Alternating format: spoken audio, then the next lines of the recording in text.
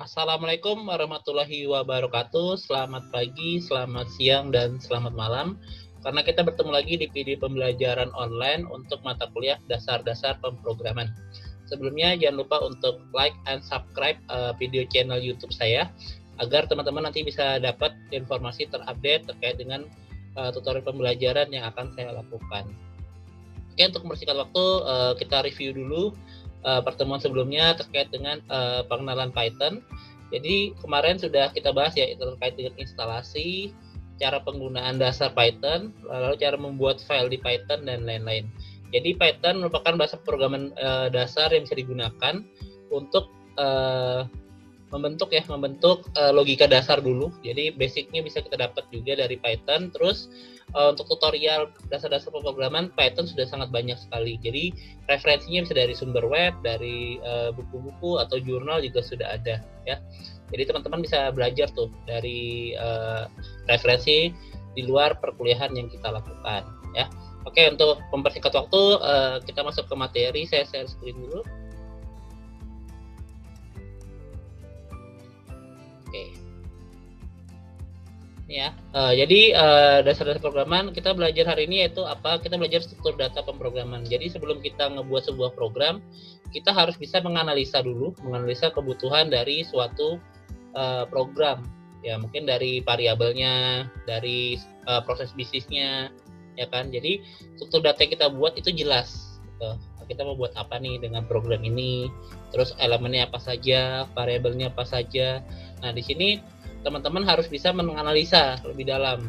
Jangan sampai pas sudah terlanjur buat ya kan ternyata salah dalam mendeklarasikan suatu datanya. Contoh ternyata tipe datanya bukan variabel, ternyata harusnya integer. Ya kan. Nah, itu kan berimbas fatal apabila datanya udah terlanjur banyak. Bahkan untuk deklarasi variabel tersebut juga harus dipikirkan awal-awal pengerjaan. Kenapa? Karena pada saat sudah data itu sudah sangat banyak dan ingin merubah tipe data lagi, nah itu akan berakibat fatal bagi program tersebut. Oke, lanjut. Kita belajar tentang overview pembelajaran dulu ya, pokok pembahasan, tipe data, variabel, operator. Oke, pokok pembahasannya di sini ada operator aritmatika, ada perbandingan, ada logika, ada penugasan, ada juga bitwise. Nah, tujuan pembelajarannya pertama memahami macam-macam operator serta fungsi dan penggunaannya, lalu menerapkan fungsi operator dalam pemrograman. Oke, pertama kita pahami dulu data ya. Data itu apa sih? Data adalah representasi dari dunia nyata atau fakta ya. Jadi kumpulan data itu disebut informasi. Tapi kalau data itu kumpulan fakta ya. Jadi contoh nih, data itu seperti contoh nama ya kan, nama saya yang perorangan, nama Pak Putut gitu kan. Kalau contoh di SI, saya mau nanya berapa jumlah mahasiswa SI di kampus Universitas Warman. Oh, jumlahnya 250 misalnya, ya kan. Nah, itu udah jadi informasi, ya kan. Dari mana? Dari kumpulan data yang dikumpulkan, dari banyaknya mahasiswa yang dikumpulkan datanya didapatkan informasi bahwa jumlah mahasiswa totalnya untuk program studi sistem informasi 250 orang tadi. Nah, lalu struktur data yang yang tepat dalam proses pemrograman akan menghasilkan algoritma yang lebih jelas dan tepat sehingga menjadikan program secara keseluruhan lebih efisien dan sederhana. Jadi kalau kita dari awal udah menentukan data itu dengan tepat ya, dengan tipe-tipe data yang tepat, maka programnya itu akan mudah jalannya ke depan gitu. Jadi mudah di manajemen, dibuat, dirancang ya kan. Jadi kalau dari awal tuh kita harus punya sistem analisis yang handal sih kalau menurut saya. Jago dalam menganalisa. Oh, nama nih kira-kira panjang karakternya berapa? Udah ditentuin. Terus NIM ini panjangnya berapa ya. Udah langsung NIM panjangnya 100 gitu kan. NIM tuh biasanya panjangnya paling cuma 12 atau sekitar 20 juga paling panjang ya. Nah, itu udah ditentuin dari awal. Lalu nama itu berapa, tipe datanya apa. Oh, nama ternyata ada yang pakai koma atas atau tanda petik. Nah, berarti dia tipenya karakter dan lain-lain. Nah, itu ditentukan dengan struktur data yang tepat dari program yang akan Anda buat. Oke, data adalah representasi itu sudah. Lanjut, operator adalah simbol-simbol khusus yang digunakan untuk mengoperasikan suatu nilai data. Lalu operan atau operator ya itu dioperasikan oleh operator. Ada dua macam operator yaitu operator unary dan operator binary. Ini nanti kita coba jelaskan di program. Oke, di sini ada tipe data ya. Tipe data itu adalah ada input, proses, dan output. Nah, itu udah jelas dari awal kita kuliah juga selalu saya jelaskan tentang input, proses, dan output, ya kan? Nah, kita kalau bicara tentang input, itu kita harus himpunkan dulu identifikasi awal. Apa aja yang mau kita proses nih? Inputannya apa dulu nih? Kalau kita mau memproses data mahasiswa, berarti kita butuh apa? Biodata mahasiswa, ya kan? Nama, alamat, tempat tanggal lahir, ya kan? Nama orang tua, pekerjaan orang tua, ya kan?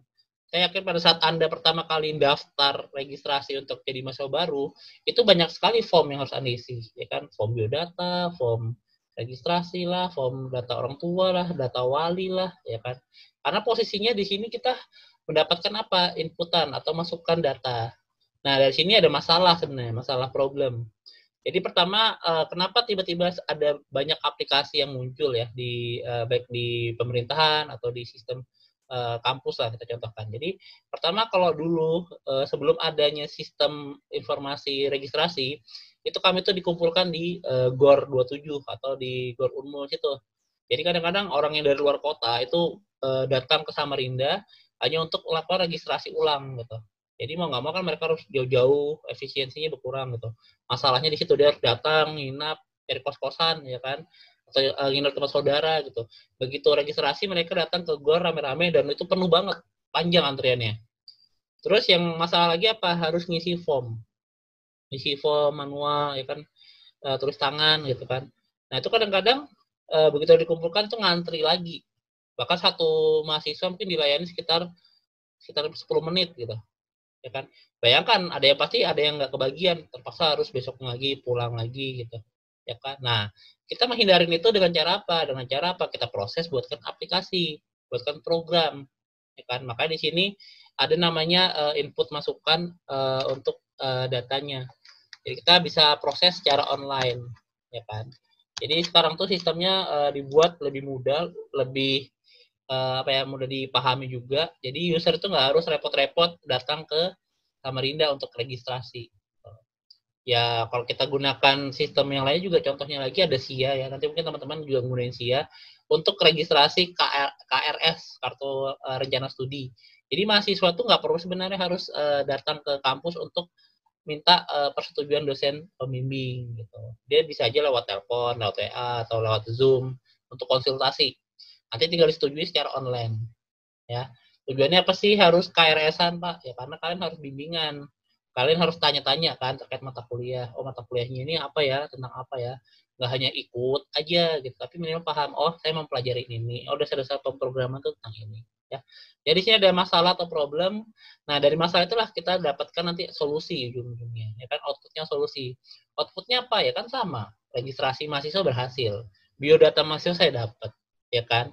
Jadi dari input proses outputnya, dengan adanya program yang kita buat, itu lebih mudah, lebih cepat, dan lebih efisien.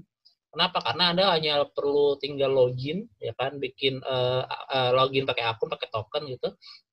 Terus Anda isi biodata di situ, ya kan, isi biodatanya, ya kan, terus kebutuhan datanya apa aja itu dibuat di situ. Jadi nanti data-data tersebut diinputkan masuk ke database-nya direktorat. Jadi nggak perlu lagi capek-capek datang ke Samarinda, cuma hanya untuk ngisi biodata, ya. Terus gimana Pak validasinya? Di-upload filenya, gitu. Di filenya di-upload, di-scan, ya kan. Terus nanti diperiksa sama pihak pihak rektorat ya, rektorat Unmul nanti dicek. Nah itu contoh ya, contoh untuk aplikasi yang ada di perguruan tinggi. Nah beda lagi untuk dinas-dinas ya. Kalau contoh kemarin di Sdukcapil, nah itu sudah ada sistem pakai WA, ya kan. Jadi pelayanannya udah online gitu, ya kan. Dan bahkan diantarin, tapi yang ada di Samarinda sih. Jadi lebih mudah gitu. Apalagi ada masalah di sini kan bisa kita batasi aja, misalnya ada COVID ya di sini. Nah masalah di sini problemnya itu ada COVID. Jadi orang tuh berlomba-lomba gimana caranya lebih efisien, lebih efektif gitu loh. Nggak perlu harus ketemu gitu, ya kan. Nah bisa online. Makanya e-commerce atau apa tuh lagi laris juga gitu. Karena orang untuk belanja barang sekarang lebih milih online gitu. Karena takut juga kan. Nah, dari masalah di sini maka kita targetkan adalah outputnya apa di sini ya. Sorry, outputnya apa? Lalu masalah problemnya dapat diselesaikan di sini ya. Jadi itulah tujuan kita ngebuat sebuah aplikasi, harus bisa menyelesaikan suatu masalah, bukan nambah masalah ya. Oke, untuk tipe data nanti saya demokan di Python-nya, tapi ini untuk penjelasannya. Untuk number itu ada 0, 1, 2, 3 itu integer ya, bilangan bulat. Jadi dia nggak ada 0, gitu, dia nggak bisa. Terus ada string untuk kalimat tulisan. Lalu ada boolean bernilai true and false. Lalu ada tipe data integer, long, float, boolean dan karakter dan seterusnya itu ada. Nah di sini juga bilangan binary, hex dan octal itu jarang digunakan sih, tapi minimal kita paham ya untuk binary dan octal ya. Lanjut. Oke, ketentuan variabel ini juga sudah saya jelaskan kemarin ya. Jadi variabel itu nggak boleh dengan nama yang ada di Python-nya. Ada di sini ada statement. Nah, statement dia nggak boleh ada yang sama dengan statement. Karena kalau ada statement itu kan berarti fungsi yang ada di Python. Nah, itu nggak boleh sama. Terus dia nggak boleh ada spasi, ya kan? Begitu kita pilih contoh nama, nah itu nggak boleh ada spasi. Ya, nanti saya demokan deh lagi biar lebih ingat lagi, ya. Nah, ini statement yang mungkin harus sedikit dihafal sih, tapi ini jarang sekali terjadi sih.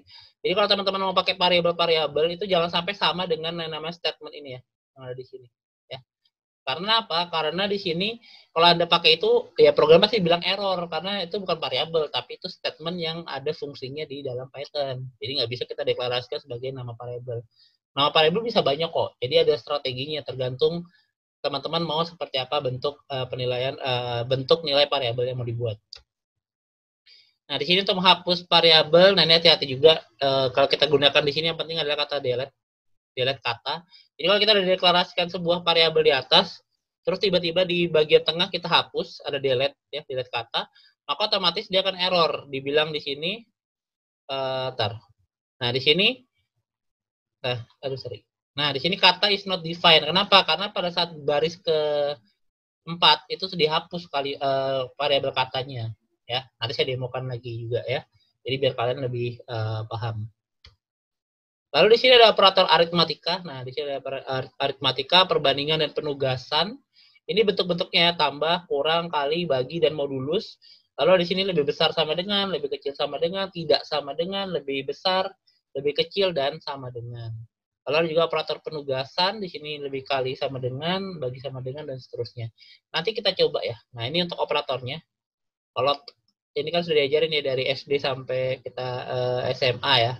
Kali, bagi, modulus, tambah, kurang, dan seterusnya. Ya, itu udah biasa. Nanti kita demokan juga, jadi nggak usah khawatir.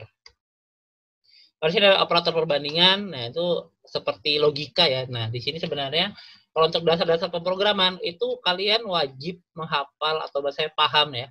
Ini fungsi-fungsi operator ini untuk apa aja ya di sini. Nih. Karena ini akan digunakan untuk macam-macam persoalan ya. Contoh untuk login, untuk penilaian, untuk sistem cerdas nanti itu pakai logika. Logikanya pakai apa? Pakai operator ini nih. Ya nanti saya demokan deh untuk sederhana yang apa ya, untuk sistem program yang sederhana. Tapi kalau untuk yang lebih expert itu nanti di semester tapi lebih ke pertemuan 7. Di pertemuan 7 itu soalnya akan bahas terkait dengan logika percabangan. Nah, di situ ada percabangan. Nah, di situ menggunakan if biasanya. Nah, di situ kita akan bahas habis terkait dengan operator if dan else-nya ya. Lalu juga operator penugasan. Ya, ini nanti juga kita coba juga boleh. Nah, di sini ada contoh penulisan program di Python ya. Nah, ini Python. Nih. Yang kemarin sudah saya demokan, tapi akan saya demokan lagi biar teman-teman lebih paham lagi ya. Nah, oke, saya akan demokan ya. Sebentar saya buka dulu idle-nya. Nah, idle Python, start idle Python. Nah, ini.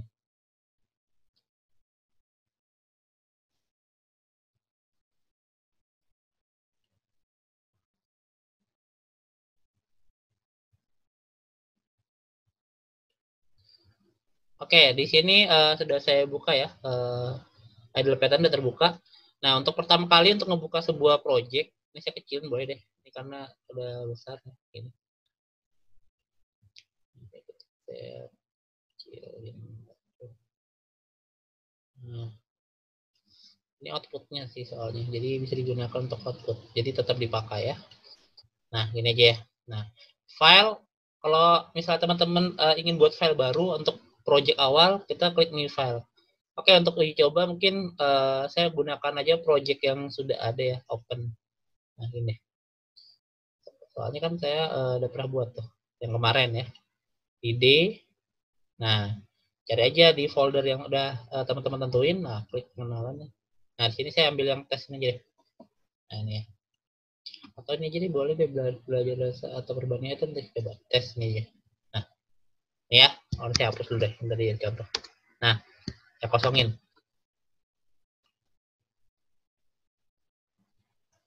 Oke, sorry ini saya kecilin dulu biar teman-teman bisa lihat. Nah, oke, pertama saya akan coba ke atas dulu ininya PPT-nya kita coba dari yang tadi deklarasi awal, yang integer ini ya. Nah, oke, Pak, pertama kali kita buat program tuh apa yang harus kita buat? Ya, pertama jangan bingung dulu. Pertama kita harus tahu dulu studi kasusnya apa. Nah, usahakan gunakan komen ya. Komen tuh pakai tanda pagar gini. Input. Ini aja 3. Input, proses, output. Nah, gini ya. Nah, output. Mau ditulis bahasa Indonesia juga boleh ya. Variabel tambah atau proses dan lain. Suka-suka Anda ya. Bapak kenapa harus buat itu gitu? Ya ini best practice ya buat kalian ya. Jadi pertama program itu nanti semakin lama itu semakin besar. Bahkan line-nya itu kan terus bertambah ya. Line itu bisa sampai banyak ke bawah gini. Nah, ke bawah gitu misalnya. Nah, di sini line-nya sampai 54 nih ya kan. Nah, tiba-tiba saya aduh error nih di bagian mana? Di bagian output. Ya kan. Nah, saya ingatnya oh, itu bagian outputnya yang error di bagian tampilannya, ya kan. Anda tinggal tekan Ctrl F, ya kan. Baru ketik aja output, ya kan, baru fin. Nah, dia langsung menemukan di mana tempat kalian pernah menandain gitu, ya. Boleh. Itu strategi dari saya sih. Mungkin teman-teman juga udah pada tahu sih yang teman-teman ngoding udah diajarin ya. Nah, gitu. Nah, terus deklarasi di Python seperti apa? Sama seperti yang kemarin, itu bisa bebas pertama-tama. Bisa aja contoh A sama dengan 10, ya kan? B sama dengan 20, ya kan? Nah, terus kita buat dulu di sini prosesnya. Kita hasil, ya kan? Hasil sama dengan integer A ditambah integer B. Nah, gini ya. Outputnya taruh di tempat output. Jadi teman-teman jangan dicampur-campur. Tapi kalau yang sudah expert atau sudah paham, nggak apa-apa, boleh. Karena ini cuma best practice sih, biar teman-teman nanti mudah untuk ngodingnya ya. Hasil A plus B sama dengan, nah baru koma bawah, baru di sini itu saja hasil. Nah, jadi variabel tuh ada di sini, ada A, ada B, sama hasil. Ini namanya variabel. Ya. Nah, bentuknya kita lihat dulu. Resep. Baru di run modul. Ini ya run modul ya, F5. Klik aja. Nah, outputnya di sebelah kanan. Nah, di sini ya. Nah, hasil A tambah B itu dari munculkan dari sini ya, dari output. Jadi yang ini nggak dimunculkan ini. Input sama proses tidak dimunculkan. Karena user nggak kadang-kadang nggak butuh codingan kita gitu. Nggak pernah saya dalam project itu lihat codinganmu dong. Itu jarang banget gitu. Ya, kecuali emang dia programmer pro dan lain-lain. Nah, terus untuk output, ini saran juga buat teman-teman, kalau bisa tuh di desain ya yang bagus gitu. Jadi enak tampilannya, yang nggak seperti itu gitu. Ya. Tapi sebenarnya yang penting fungsional dulu boleh lah, Pak. Saya yang penting fungsional dulu, Pak. Yang penting programnya jalan. Boleh, tapi memang desain atau kemasan itu penting ya. Jadi kalau kalian buat sebuah program kemasannya juga nggak bagus, walaupun maaf ya fungsionalnya udah bagus berjalan, ya kadang-kadang program itu bisa-bisa nggak digunain juga. Nah, maka saran saya didesain aja yang unik, yang lucu-lucu. Nah, kalau saya buat gini nih. Nah, kadang-kadang iseng-iseng ini. Ya. Dan untuk basic ya mohon maaf, tampilannya ya seperti ini, seperti sel gini ya. Tapi ya dibuat bagus dong. Nah, gini ya. Boleh di sini tulis aja, saya contoh program struktur data. Nah, gini ya. Nah, boleh. Saran saya kalau teman-teman sambil nyoba juga boleh ya, karena ini kan video tuh. Nanti teman-teman bisa pause, ketik dulu, baru coba. Ya. Jadi mudah sekarang udah ada video kan. Nah, gini, kalau kita mau lihat hasil gimana, Pak? Nah, tinggal run dulu, kita lihat ya di samping sebelah kanan. Nah, kan lebih cantik gitu ya. Wih, ada tampilannya kayak ada formnya gitu. Ya. Boleh seperti ini lebih bagus. Nah, tapi di sini ada yang kurang. Pertama, kok tiba-tiba A tambah B 30, nilai A berapa ya? Nah, kan maka Anda buatkan aja di sini sebuah informasi lagi gitu ya. nih nilai A. Nah ini ya, nilai A sama dengan, masukkan A di sini, ya kan, baru ini copy paste boleh ya teman-teman. Jadi tapi harus tahu dulu, jangan langsung copy paste terus variabel nggak dirubah.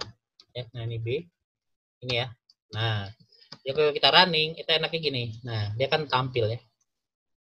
Informasi itu jelas. Nah, kan enak. Oh, nilai A tambah B itu 10 tambah 20 30. Nah, enak kan? Jadi lebih mudah ya. Kalau mau buat tambah kurang bagi tinggal diganti di proses di sini ya. Jadi tapi harus variabel harus Anda rubah berbeda-beda ya. Nah, gini. Ya.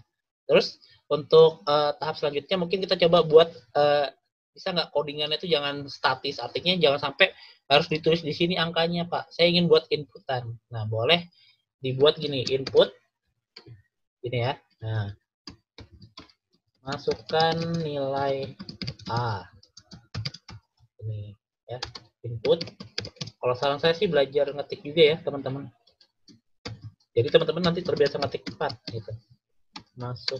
Masukkan angkanya 2 ya. Masukkan nilai B ini ya. Nah, saya sih lebih suka ngetik lagi sih. Nah, kalau seperti ini tandanya seperti ini, itu artinya nanti user komputer itu akan bertanya, minta tambah inputkan datanya ya. Nah, di sini kalau saya running, ya saya running. Nah, di sini dia minta nilainya, ya kan? Masukkan saja, misalnya contoh 80, ya kan? Tambah 20 deh, berapa ya? Enter. Nah, di sini langsung dimunculkan kan hasil outputnya tuh. Saya berkaitan.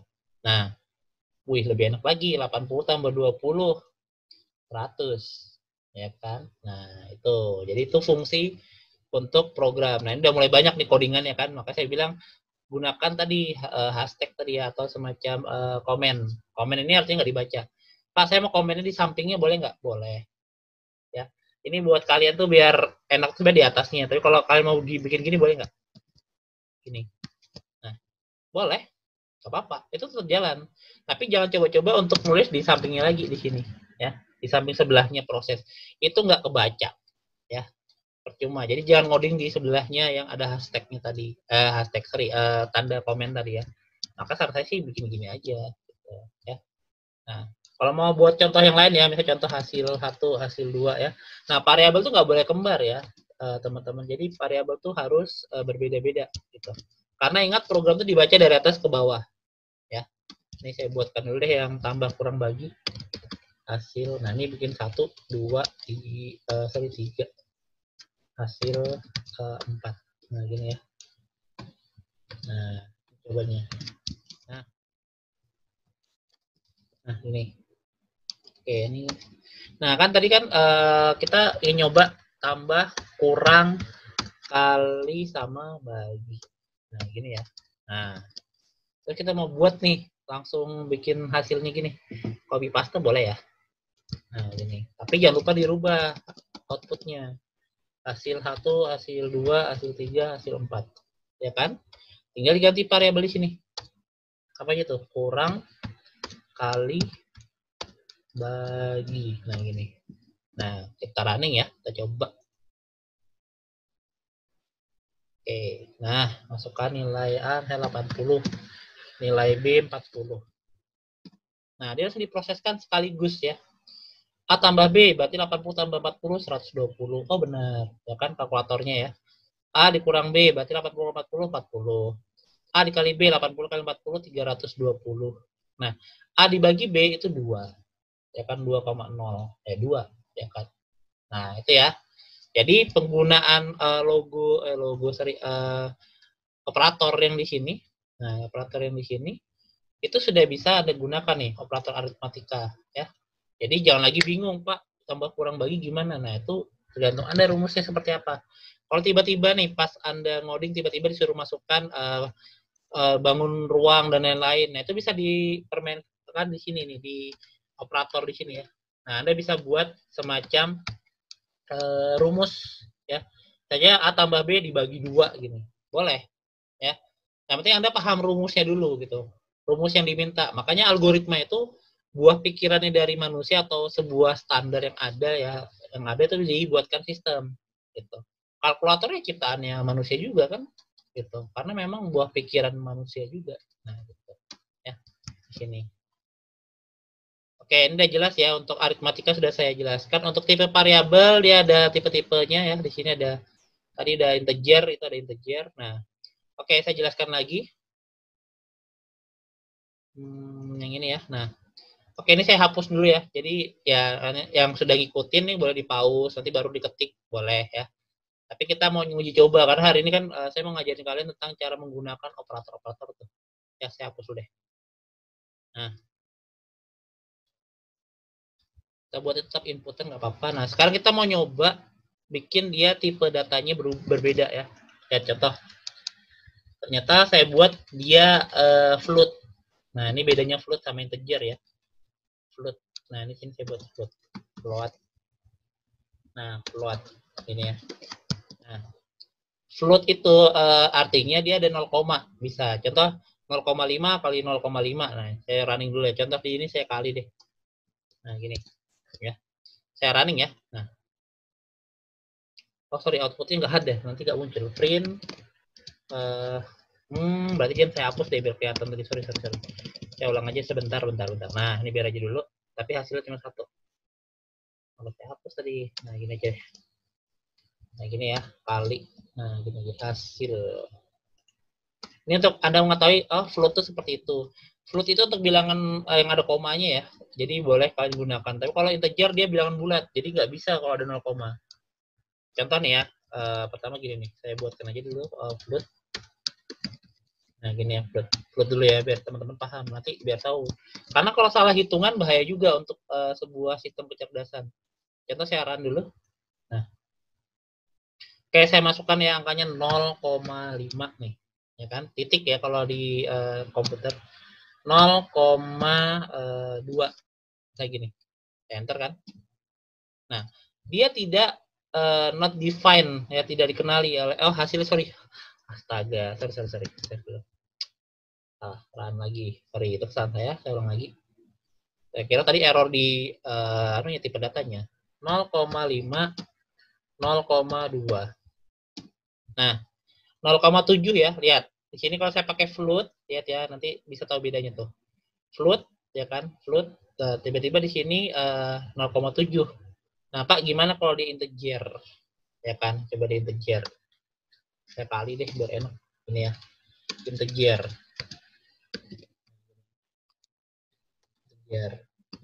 Nah, ini ya, terus saya running. Saya masukkan angka yang sama deh. Misal contoh 0,5 0,2. Nah, dia bilang nggak bisa, gitu kan. Error invalid literal. Kenapa? Karena 0,5 itu float, ya. Dia harus float. Dia kan ada komanya, jadi tetap harus pakai ya tadi tipe datanya float, nggak bisa integer. Karena kalau Anda paksakan integer juga, nanti yang ujung-ujungnya ya tadi error. Dianggap oh nih nggak bisa digunakan nih, karena dia akan bingung karena integer itu bilangan bulat ya, 0, 1, 2, 3 sampai seterusnya. Tapi kalau float itu ada komanya ya. Nah, tuh. Ya, udah jalan ya. Nah, oke, saya lanjut lagi. Ini saya rasa bisa Anda coba nanti ya. Kalau mau nyoba tuh boleh ya. Lalu string itu seperti apa? String itu kalimat ya, teman-teman. Jadi kalau teman-teman pakai string itu ya seperti ini, tanda petik ini loh, pakai tanda petik. Namanya string. Atau cuma ketikan atau kalimat gitu loh, ya. Nah, string itu cuma tulisan, nggak bisa digunakan untuk perhitungan. Jadi kalau Anda mau mengalihkan perhitungan tuh nggak bisa dengan string. Makanya harus gunakan integer atau float tadi, ya. Itu untuk tulisan doang. Jadi kalau gini-gini ini string ya, ini string, ya. Ini string. Ini ada koma bawah baru nih variabel, itu tujuannya artinya saya tutup stringnya di sini, baru saya lanjutkan dengan variabel yang ada di sini, ya. Tuh. Nanti kalau masih bingung tanya lagi boleh. Ya. Oke, variabel nggak boleh pakai underscore ya. Nah, ini saya jelaskan lagi untuk yang delete. Nah, variabel itu nggak boleh gini ya teman-teman. Jadi contoh nih, nama mahasiswa. Nah, ini nggak boleh, ya kan? Karena ada spasinya di sini, ini nggak boleh. Pasti error dia, not defined. Ya, run nih, Pak. Oh, save dulu, oke. Nah, invalid syntax. Di sini langsung ditandain merah. Nah, yang benar gimana, Pak? Tambahin underscore di sini, gini. Ya. baru boleh. Atau ya underscore, kalau enggak ya biar aja nyambung. Nah, saya nggak menyarankan kalian bikin variabel itu panjang-panjang. Anu Pak, biar saya ingat. Ya jangan, karena posisinya nanti variabel-variabelnya jadi panjang-panjang. Alamat mahasiswa, ya kan. Contoh nama orang tua mahasiswa. Jadi underscore. Anda boleh singkat ya. Kalau saya sih biasanya gini nih, kalau misalnya variabel tuh saya singkat nm mhs. Nah, nm tuh nama gitu kan. MHS tuh mahasiswa gitu. Ya, nama mahasiswa. Jadi bikin variabel tuh yang mudah kalian ingat aja gitu. Ya. Kadang-kadang yang ngerti dengan kode-kode gini tuh hanya orang yang buat gitu loh. Jadi begitu Anda kasih codingan ini ke teman Anda tuh pasti nanya-nanya, NMMHS ini apa gitu. Ya kan? Nah, itu udah biasa sih. Tapi rata-rata sih orang programmer juga udah tahu, oh ini singkatan. Ya. Alamat misalnya jadi ALM. Ya kan? ALM boleh ya. Dan seterusnya ya. Jadi tergantung kalau jenis kelamin misalnya, saya biasanya gentle, ini gentle, ya. Jenis kelamin. Boleh disingkat-singkat, suka-suka Anda, ya. Tapi Anda harus ingat, gitu loh. Jangan sampai apa ya, wah aku lupa tuh variabelnya. Ya karena Anda yang buat Anda pasti ingat kok, saya yakin gitu, ya. Dan ingat perubahan nama variabel harus dilakukan juga di bagian bawah juga ya, A dan B. Oke, di sini ada delete ya. Nah gini ya, ini delete. Nah delete gini. Itu ada A. Nah, jadi kalau saya delete A di sini, nanti error tuh bagian bawah sini nih error. Ya. Ingat coding itu dari atas ke bawah. Ya. Jangan nanti, aduh error Pak, saya coding yang saya baikin yang bagian bawah. Nah itu salah tuh. Anda sampai kapan pun nggak akan ketemu tuh kalau kayak gitu. Ya. Caranya Anda setting dulu deh dari atas ke bawah. Coba saya running ya. Nah, dia pertama jalan programnya. Lihat, nah dia minta kan, pertama kali jalan dia ngecek ini, penulisan ini. Oh dia minta input. Oke, saya lakuin 20. Ya kan. Ketemu lagi dengan yang garis kedua B. Oh yang B minta inputan juga, saya transfer aja 10. Nah tiba-tiba pas dia jalan ke bawah ada proses namanya delete di sini, delete bilangan A. Tiba-tiba di line ke 23 ke line ke 6 di sini dipanggil A, sedangkan A di sini lo dihapus, ya kan. Maka dibilang di sini A is not defined. Berarti yang salah siapa? Yang salah ya ada proses delete di sini, ya. Kecuali delete ini saya pindah ke bawah sini, berarti yang error nanti yang di sini, ya bagian bawah. Ya makanya peletakan delete juga harus hati-hati juga, ya. Delete, ya kan itu bahaya karena memang hapus itu sangat sangat apa ya? Sangat tidak dianjurkan dipasang ya, karena menghapus data tuh ya harus ada izin tertentunya juga, ya. Nah itu.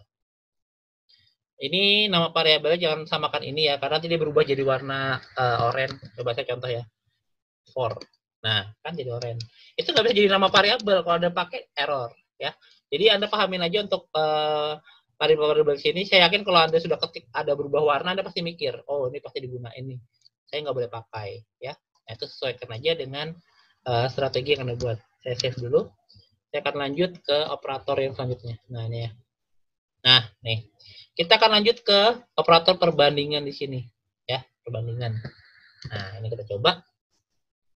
Oke, di sini ada operator perbandingan, saya coba yang di bawah sini. Nah, ini ya. Nah, ini ya. False, true, true, true, false ya. Tapi kita coba. Cara menggunakannya gimana sih, Pak, operator perbandingan? Itu sebenarnya cukup mudah. Dia hasilnya true and false ya. Jadi gini. Kita buat aja gini. Nilai. Oke, kita buat aja yang dirubah di sini ya, karena dia digunakan di sini. Lebih besar sama dengan. Nah, contoh kita coba satu dulu, ya. Coba kita lihat nilai A-nya, misalnya ngapain nilai A-nya 7, nilai B-nya 9. Benar nggak hasilnya false? Jadi nanti pas dipanggil di sini, hasilnya tuh false, bukan hasil tulisan atau bukan hasil angka ya. Coba saya running. Nah, saya masukkan angka yang sama ya dengan yang tadi berapa tadi? 7 dan 9. Oke, sorry, 7 dan 9 ya. 7 sama 9. Nah, lihat hasilnya bukan angka ya, false. Lah, Pak, buat apa tulisan false? False itu artinya bahwa menyatakan bahwa yang Anda masukkan itu dengan kondisinya di sini itu nggak sesuai gitu loh, ya, nggak sesuai dengan kenyataan gitu loh. Ya. Berarti itu salah gitu. Komputer itu menyatakan itu salah, ya kan? Yang benar gimana ya? Kalau kita mau benar ya berarti gini dong. Kalau kita running berarti terbalik harusnya. Yang 9 itu lebih besar kan harusnya ya. Nah, coba saya coba. Ini saya run. Kita balik sekarang 9 sama 7. Nah, true jadinya, ya kan? Artinya di sini kondisi-kondisi ini itu bisa kita gunakan. Ya, kita gunakan buat apa ya? Untuk memberikan nilai yang benar atau yang salah gitu. Nah, di sini saya ingin kalian memahamin logika ini ya. Logika dari operator ini sering digunakan. Jadi penting banget buat teman-teman nyoba. Ya. Coba, dan ini sangat sering banget orang itu agak sulit di logika di sini nih. Ya. Saya juga pertama kali juga agak bingung-bingung, tidak sama dengan, lebih besar sama dengan. Nah, untuk uji cobanya ini jadi gini, untuk saya coba lagi ya untuk codingan selanjutnya. Kalau tadi kan nilainya true false aja. Nah, saya ingin buat itu untuk logika penilaian. Loh, gimana tuh Pak logika penilaian? Contoh gini nih. Contoh begitu saya buat hasil di sini ya. Ini saya buat hasil. Saya tambahin dia lulus. Gini aja deh, outputnya saya rubah. Ini saya matikan boleh. Kalau Anda sayang dengan codingan boleh gini ya. Anda boleh matikan gini boleh. Nah, gini. Kalau saya sih karena saya sudah ya nanti hafal sih. Ya maaf yang ada apa. Saya hapus aja dulu ya. Oke, kita buat aja gini nih. Anggap aja saya buat inputan baru gini ya. Nah, kalau dia true and false, nanti dia akan nentuin di situ ya. Saya buatkan if. Nah, ini sebenarnya untuk perkuliahan pertemuan ke-7, tapi saya jelaskan ini fungsinya di sini ya. If hasil sama dengan, saya contoh saya buat dia tadi kan true atau false ya. Nah, true, saya true gini ya. True ya gini. Nah, maka apa? Print kan anggap aja misalnya contoh selamat nilai A gini ya, nilai A dan nilai A lebih besar dari B. Nah, ini contoh nih biar kalian paham. Oh, dari sebuah proses tadi kita bisa menghasilkan proses yang lebih kompleks lagi ya kan. Nah, print sebaliknya kan nilai B lebih besar, berarti saya copy aja. Nah, gini. Kalau ini saya lebarin deh, terlalu kecil ini. Nah, sorry ya, nggak kelihatan tadi ya mungkin. Oke, jadi di sini ya, kalau kita dapatkan hasil di sini kan dia true ya, true, ya kan. Jadi kalau dia true, masukkan di sini true-nya, ya kan. Jadi kalau dia benar, berarti nilai A lebih besar daripada dengan B. Kalau dia true, maka print-nya di sini, ya, yang benar A lebih besar daripada B. Nah, kita coba dulu ya, kita masukkan yang di sini. Nah, kita coba nih. Nah, contoh ya, 10. Ternyata B cuma 5. Berarti nilai A lebih besar dong dari B. Nah, benar kan secara logika. Cara running lagi. Ya. Nah, tiba-tiba nilai A itu lebih kecil. Saya 7. Nilai B itu 80. Nah, nilai B lebih besar dari A. Nah, ini fungsinya dari hasil di sini itu dimasukkan ke logika di sini. Nah, nanti kalau teman-teman sudah lanjut ke menggunakan logika percabangan, itu kita mainan dengan username dan password sama PIN dan yang lain. Nah, itu lebih seru lagi sih. Kalau saya sih, untuk basic ini, saya akan coba buat, itu lebih menarik sih programnya. Jadi, nggak hanya basic banget, cuma A, B, C, D. Tapi ini lebih kita buat lebih interaktif. Ya, lebih interaktif biar teman-teman bisa nyoba. Gitu, ya. Nah, ini contohnya. Lalu kalau untuk nyoba di sini operator-operator ini, teman-teman bisa nyoba sendiri sih ya, nggak perlu saya nyobakan sih. Saya yakin teman-teman kalau udah nyoba yang tadi itu tinggal ganti-ganti juga udah bisa ya. Kalau tidak sama dengan kan udah jelas, berarti kalau tidak sama dengan true maka apa. Nah gitu. Jadi di codingan di sini itu cuma menyesuaikan dengan hasil yang ditentukan. Kalau saya rubah di sini dengan apakah nilai A tidak sama dengan B, kalau dia true maka memang nilai A tidak sama gitu aja kan secara logika gitu ya kan. Kalau mau coba gini deh, nilai A tidak sama dengan B, benar nggak? Jadi kalau tidak sama dengan B, jika dia true maka dia akan menyebut tidak sama. Tapi kalau dia sama, berarti gini, A sama dengan B. Sama dengan B, sorry. Nah gini. Kita coba ya untuk outputnya ya di sini. Ini pakai logika tidak sama dengan. Gini, run. Nah tiba-tiba nilainya beda nih, yang 18, yang 17. Berarti nilai A tidak sama ya, harusnya tidak sama, benar nggak sih? Nah, nilai A tidak sama dengan B. Berarti ini benar kan, true. Karena di sini logikanya tidak sama, ya kan? Nah, nanti contoh saya running lagi. Nah, ini nilainya sama nih. Nah, ini untuk logika untuk kalian sih sebenarnya nyoba password sih sebenarnya. Nah, ini contoh. Nilai A misalnya 8, nilai B 8. Berarti dia sama dong. Berarti dia true kan? Karena true-nya di sini sama ya. Coba kita benar. Nah, nilai A itu sama dengan B gitu loh. Ya. Karena di sini oh ternyata ya kok tidak sama dengan B ya. Ya kan berarti true. False jadi hasilnya. Ya, sorry. Kalau di sini kan true ya. Berarti kalau yang hasilnya ini false ya kan. Karena apa? Karena A dan B ya sama gitu. Ya. Di sini kan dibilang tidak sama, padahal hasilnya sama. Berarti kan secara logika tuh oh ini kembar sebenarnya gitu loh. Kembar identik ya, berarti sama dong. Nah, terus ini buat apa sih, Pak? Tidak sama dengan ini buat password ya, teman-teman. Jadi kalau misalnya contoh teman-teman punya password di tempat A sama password B-nya harus sama. Kalau nggak sama, teman-teman nggak boleh login. Kalau kayak gini nih, ya. Ini kalau saya buat gini nih, Anda nggak boleh login. Nah, gitu aja sih, login. Nah, terus selamat datang di sini ya. Selamat datang. Nah, contoh ya. Jadi kalau kita mau login nih, tiba-tiba saya ganti aja username. Ya kan? Username sama di sini username karena di user sama dulu sih. Jadi harusnya sama ya. Username. Nah, gini. Nah, contoh di username harus sama, harus kembar. Ya kan dengan yang ada. Cara nih. Oh, di integer lagi, sorry. Aduh, integer kayak mana ya? Oh, enggak apa aja dia pin deh. 8888. Ya kan? 8888. Oh, selamat datang. Berarti berhasil dong. Tiba-tiba saya salah pin deh. Kita aja ya. 8888, satunya 8888 9. Nah, Anda tidak boleh login. Nah, itu contoh untuk logika kita ngoding nanti ya. Ini mah kan sudah tahu sih. Ya, yang ini lebih besar sama dengan lebih besar dengan. Nah, harus perhatikan juga bedanya ada yang sama dengan sini sama yang ini ya, nggak ada sama dengan. Jadi kayak gini nih saya contohkan biar teman-teman juga makin paham. Jadi harus paham betul-betul ya. Nah, di sini kita buat lebih besar sama dengan. Nah, gini ya. Nah, kita buat langsung aja printnya deh. Gini. Sorry, kita buat di sini aja boleh hasil. Hasil sama dengan. Oh, langsung kita buat di if-nya di sini aja. Sorry. Nah, gini aja. Sorry. Nah, if jika ya, yang pakai logika jika A lebih besar sama dengan integer B, ya kan, maka apa? Ya kan? Nah, contohnya gini nih. Anda lulus masuk sistem informasi. Anda tidak lulus. Nah, ini ya saya jelaskan. Jadi, Anda tidak lulus. Nah, ini. Anggap aja di sini contoh saya masukkan nilainya cuma 1, nilai A. Di sini saya sudah tentukan untuk batas nilainya 70. Gini ya, yang ada contohnya sih sebenarnya. Nah, berarti nilai saya kalau di sini saya masukkan nilainya, nilai. Nah, gini. Saya running ya, saya contohkan. Oh, sorry, titik 2-nya lupa. Titik 2 di sini, teman-teman. Nah, gini. Lupa saya. Run. Nah, oke, saya jelaskan ya.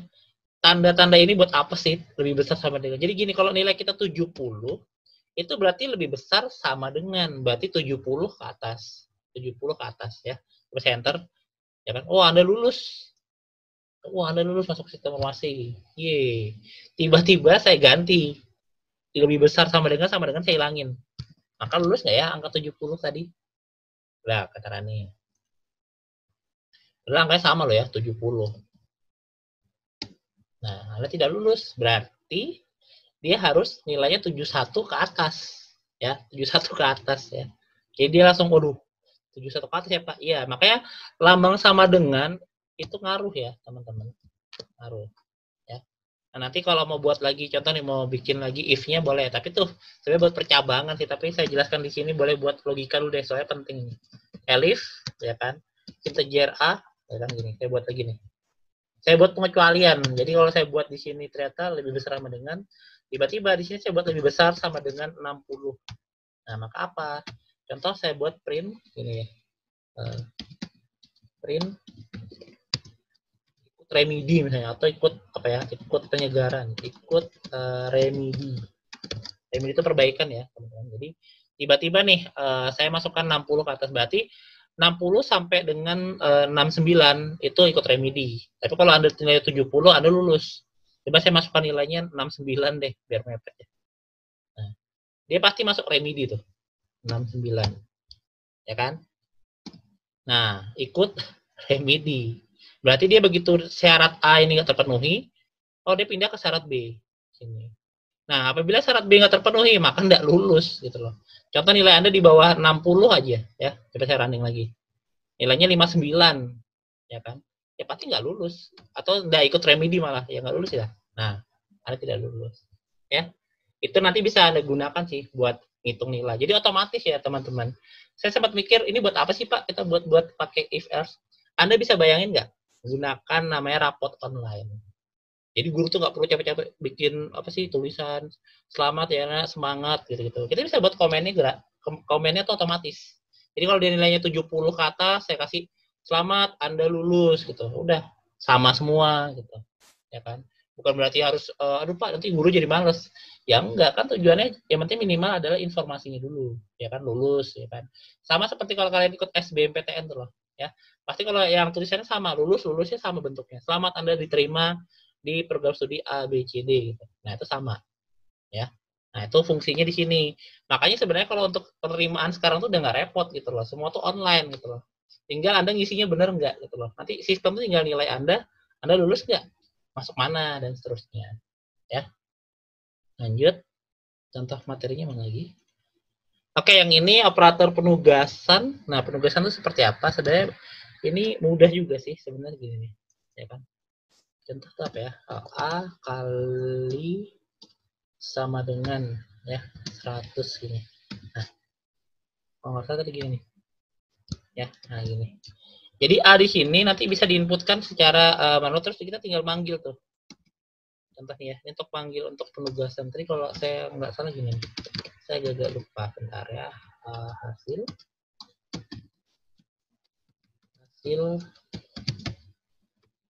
ini ya. Nah, ini. Kalau saya nggak salah tuh bisa tuh lebih besar sama dengan tuh 100. Ini saya rubah dulu angkanya misal 1 ya, jadi biar enak. Jadi 1 kali 100 ya 100. Benar nggak sih? Error. Nah, misalkan 100. Ya. Ini sebenarnya kalau kita anggapkan ini yang operator penugasan di sini itu anggap aja dia 1 dikali 100 sebenarnya. Ini sama dengan kayak gini nih. Ya. Dikali 100, dibagi 100. Nah, sekarang tergantung Anda mau gunakan operator yang biasa kita gunakan di hitungan matematika gini, tambah, kurang, bagi, atau Anda buatkan yang lebih ekstrim, pakai penugasan gini. Ya, nah, itu suka-suka Anda sih. Karena hanya orang-orang tertentu yang ingin coba-coba yang pakai ini operator penugasan. Kalau saya lebih suka pakai yang biasa.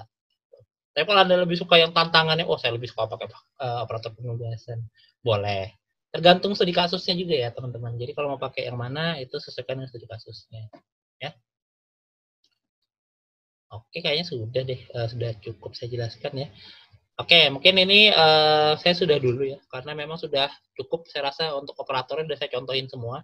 Tinggal teman-teman nyoba ya, coba. Saya saranin kalau kita belajar dasar-dasar pemrograman itu wajib nyoba ya. Wajib nyoba, jangan lagi nanti aja, liatin Pak Putut aja, nanti aja lah gitu, tunggu ada tugas.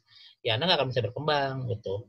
Terus untuk materi itu Anda bisa pelajari online ya dimanapun, ada di dunia Ilkom, ada di coding, ya, ada di petani code, banyak.